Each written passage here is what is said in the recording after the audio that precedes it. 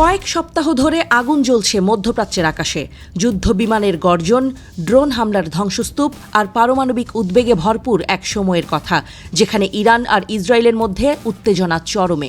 এমন এক মুহূর্তে আন্তর্জাতিক মঞ্চে দৃঢ় কণ্ঠে আবির্ভূত হলেন একজন নেতা, ভ্লাদিমির পুতিন, যিনি স্পষ্ট ভাষায় জানিয়ে দিলেন রাশিয়া ইরানের পাশে থাকবে তার শান্তিপূর্ণ পারমাণবিক অধিকারের সুরক্ষায়।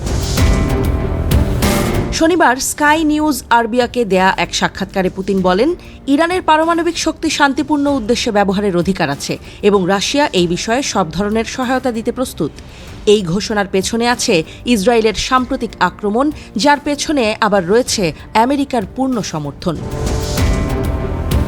এই ঘটনার সময়ে চলছিল ইরান ও যুক্তরাষ্ট্রের পরোক্ষ পারমাণবিক আলোচনা। এমন এক সময়েই হঠাৎ করে ইসরায়েলি আগ্রাসন শুরু হয় ইরানে। অনেক বিশ্লেষক বলছেন, আলোচনাকে উদ্দেশ্যমূলকভাবে ভেস্তে দেওয়ার চেষ্টা এটি। বিবিসির তথ্য অনুসারে এই হামলার ঠিক আগে জাতিসংঘের পারমাণবিক সংস্থা একটি বিতর্কিত প্রস্তাব পাশ করে, যা ইউরোপীয় দেশগুলোর তত্ত্বাবধানে এবং আমেরিকার সমর্থনে গৃহীত হয়।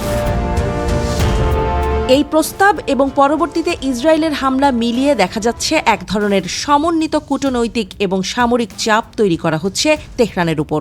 এর জবাবে ইরান পরিষ্কার জানিয়েছে তাদের পারমাণবিক কর্মসূচি শান্তিপূর্ণ এবং শুধুমাত্র জ্বালানি ও চিকিৎসা গবেষণার উদ্দেশ্যে। কিন্তু ট্রাম্প প্রশাসন সেই দাবিকে আমলে নিচ্ছে না, বরং সামরিক হুমকি অব্যাহত রেখেছে। এই প্রেক্ষাপটে পুতিনের বক্তব্য শুধু একক সমর্থনের বার্তা নয়, বরং এটিকে বিশ্লেষকরা দেখছেন আমেরিকার যুদ্ধ উস্কানিমূলক কূটনীতির বিরুদ্ধে একটি স্পষ্ট বার্তা হিসেবে। তিনি বলেছেন, ইরানের পারমাণবিক ইস্যু অবশ্যই আলোচনার মাধ্যমে সমাধান হতে হবে, যুদ্ধ নয়। রাশিয়া বহুদিন ধরেই ইরানের সঙ্গে পারমাণবিক ক্ষেত্রে সহযোগিতা করে আসছে। বুশের পারমাণবিক বিদ্যুৎ কেন্দ্র পরিচালনা করে রুশ প্রতিষ্ঠান রোসাটম। এই বিদ্যুৎ কেন্দ্র শান্তিপূর্ণ ব্যবহারের প্রতীক হিসেবেই দেখা হয় আন্তর্জাতিক পরিসরে। বিশ্লেষকরা বলছেন, পুতিনের এই সমর্থন এখন শুধু একটি ঘোষণায় সীমাবদ্ধ নয়, বরং ইরান রাশিয়া সম্পর্ককে আরও গভীর এবং কৌশলগত স্তরে নিয়ে যাচ্ছে। এতে মধ্যপ্রাচ্যে একটি নতুন সামরিক ও কূটনৈতিক ভারসাম্য তৈরি হতে পারে।